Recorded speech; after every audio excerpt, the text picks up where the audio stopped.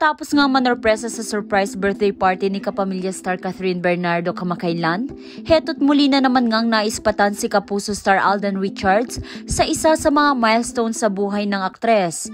Ang housewarming party nito para sa bagong bahay. Sa Instagram post na ibinahagi ni Bupyap, makikita nga na dinaluhan ito ng malalapit na kaibigan ni Catherine sa showbiz, maging ng direktor na si Petersen Vargas at celebrity cosmetic doctors Ivy at Ziteo ng The Ivy Clinic. Hindi naman nga lingid sa kaalaman ng lahat na marami ang nagsiship kina Alden at Catherine at umaasa pa nga ang mga fans ng dalawa na matuloy na ang part 2 ng hit movie ng Hello Love Goodbye. What you see is what you get. Yan naman ang sagot ni Alden nang matanong siya kamakailan kung ano nga ba ang real score sa pagitan nila ng ex-girlfriend ni Daniel Padilla. Ani pa nga ng aktor, hindi lang din talaga kailangan laging ipamalita sa social media yung mga ganyan.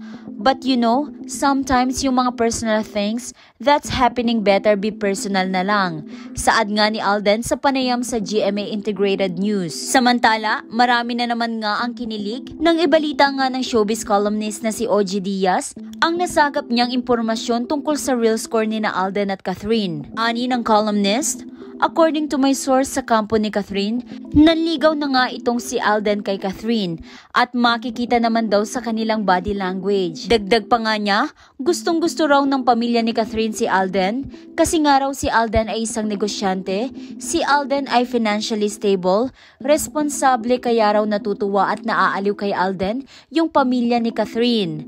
Kung matatandaan nga, kamakailan lang ay muling kinakiligan ng fans ang pagdalo ni Alden sa housewarming party ni Catherine para sa bago nitong bahay. Pero bago pa man ito ay naispatan din si Alden sa surprise birthday party ni Priscilla Taniedo o Bupyap para kay Catherine kung saan naispatang magkayakap ang dalawa. Samantala sa isang video naman ni Catherine, sinabi nga nito na naka-moved on na siya mula sa breakup nila ng kapamilya actor na si Daniel Padilla. Bagamat marami pa rin nga ang nalulungkot sa kinahantungan ng kanilang relasyon, ngunit ani naman ng mga taga-suporta ni Catherine, wala naman silang nakikita umanong masama sakali man mahantong sa seryosohang relasyon sina Catherine Bernardo at Alden Richards. Wala pang ang kumpirmasyon mula sa dalawa kung nanliligaw na ba si Alden Richards o sila na nga ba. Kung kayo nga ang tatanungin mga ka-trendy, ano ngang masasabi nyo ukol dito? Papunta na nga ba sa seryosohan ng relasyon ni na Alden Richards at Catherine Bernardo?